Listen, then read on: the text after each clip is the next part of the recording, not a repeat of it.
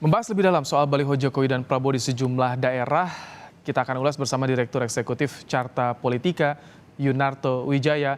Selamat petang, Mas Toto. Selamat petang Mas Ibrahim. Baik, Mas Toto, tadi kita dengar pernyataan Pak Jokowi kalau bukan hanya Gerindra, bukan hanya Pak Prabowo, tapi Bajak juga. Tanggapannya santai sekali. Kalau Anda lihat seperti apa ini yang bisa Anda baca, Mas Toto? Iya, sebetulnya kalau buat Pak Jokowi tidak ada ruginya ya, karena semakin banyak yang memasang balihonya, artinya menunjukkan bahwa biasanya ya pesan orang yang pengen pensiun itu sebagai pimpinan atau presiden itu kan mulai ditinggalkan oleh stakeholdernya, sehingga ada istilah lame duck government. Tetapi dengan kondisi yang ada sekarang menunjukkan bahwa wibawa Jokowi masih sangat kuat, pengaruh Jokowi masih sangat kuat, dan itu juga yang salah satu menyebabkan kepuasan publik atau kepercayaan publik terhadap Pak Jokowi tetap menjadi tinggi. Jadi kalau dari sisi Jokowi, Pak Jokowi akan sangat senang. Misalnya Pak Prabowo memasang gambar dirinya, Mas Ganjar memasang gambar dirinya, kalau perlu Mas Anies memasang gambar dirinya atau partai-partai Kalau bagi PDIP memasang gambar gimana, Mas dirinya. Toto? Iya, artinya tapi kan begini, memang di situ kan terlihat ya bahwa ada capres dalam hal ini Pak Prabowo yang terlihat sekali memang ingin menggunakan nama Jokowi untuk memperkuat aspek elektabilitasnya. Karena mungkin menyadari 2 kali melawan Jokowi kalah. Artinya ada sebuah kesadaran, apalagi dengan tingkat kepuasan publik Jokowi yang sangat tinggi, dia harus nebeng lah, tanda kutip. Sehingga masif sekali. Bukan hanya baliho loh, kalau kita lihat ini integrated marketing gitu ya. Ketika bertemu saja makan itu seperti sebuah peristiwa besar, langsung disebar sama buzzernya. Catatan kritisnya kalau buat Gerindra atau Pak Prabowo, kalau hanya menggunakan gimmick ini terus-menerus, akhirnya seperti memperlihatkan Pak Prabowo tidak pede dengan personal brandingnya. Nah, catatan kritis kalau buat PDI PDIP? Perjuangan, menurut saya kenapa tidak kemudian mengambil posisi yang lebih kuat dibandingkan Gerindra? Karena sebenarnya modal dari PDI Perjuangan dengan keberadaan Pak Jokowi sebagai kader harusnya bisa melakukan lebih.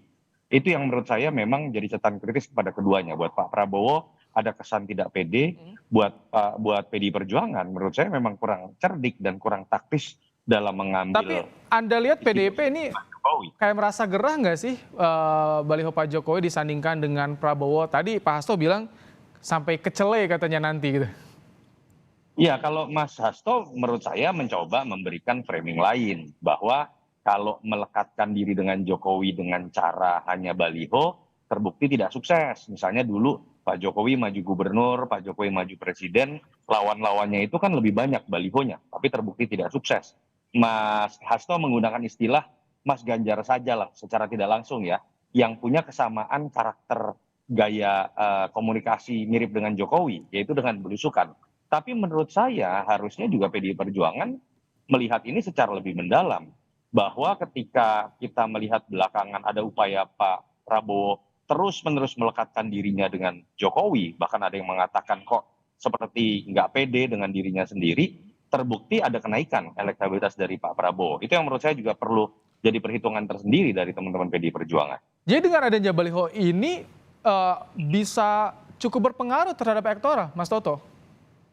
Pada titik tertentu ya, bahwa kemudian ini adalah cara meyakinkan lebih lanjut Pak Prabowo ingin mengatakan saya sudah menjadi bagian dari Jokowi loh.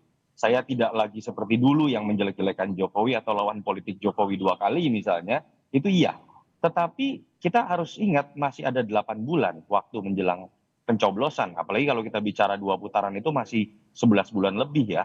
Kalau terus-terus cara ini yang digunakan, itu akan cenderung jenuh. Itu yang pertama. Yang kedua tadi yang saya sebutkan cenderung seperti mengakui bahwa Pak Prabowo tidak punya personal branding yang cukup kuat. Yang ketiga, ini kan kekuatan Pak Prabowo ini kan ada di 2 segmen. Di segmen masa lalunya beliau mengambil segmen yang cenderung tidak puas atau tidak suka dengan Jokowi pada saat 2 kali maju. Sekarang berusaha menggerogoti pemilihnya Mas Ganjar yang cenderung memang diasosiasikan sebagai penerus Jokowi. Mencampur adukan 2 segmen air dan minyak ini tidak mudah. Ketika terlalu condong kiri dan kanan bisa berakibat negatif kepada segmen yang lain. Kalau Anda bilang kalau kelamaan nanti bakal jenuh, jadi siapa nanti yang akan diuntungkan dengan adanya baliho seperti ini kalau berlanjut nih Mas Toto? Pak Jokowi, Mas Ibrahim. Tadi kan saya sudah sebutkan, Hanya Pak Jokowi, tapi yang bertarung tidak mendapatkan dong. pada titik tertentu akhirnya publik kan akan melihat lebih dalam ya. Oke, Anda mengklaim diri Anda misalnya menjadi pantas menjadi penerus Jokowi. Tapi pertanyaan sebagai sebuah gimmick awal itu bisa dilakukan dengan baliho, pamer foto kebersamaan.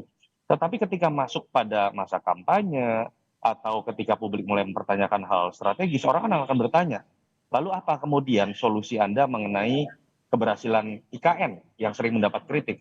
Bagaimana kemudian Anda menjelaskan apa strategi mengenai hilirisasi yang menjadi salah satu kebanggaan Pak Jokowi? Bagaimana Anda menjelaskan keberlanjutan dari infrastruktur? Itu yang pada akhirnya akan didalami lebih lanjut oleh para pemilih dan ketika dijawabnya terus-menerus oleh gimmick dan sebatas baliho malah akan menjadi bumerang menurut saya. Baik, artinya menarik sebetulnya pemasangan baliho, tapi tadi ada titik jenuhnya juga, itu yang harus diwaspadai. Terima kasih Mas Toto Yunarto Wijaya, Direktur Eksekutif Carta Politika, telah menyampaikan pandangannya dalam program Kompas Petang sore hari ini.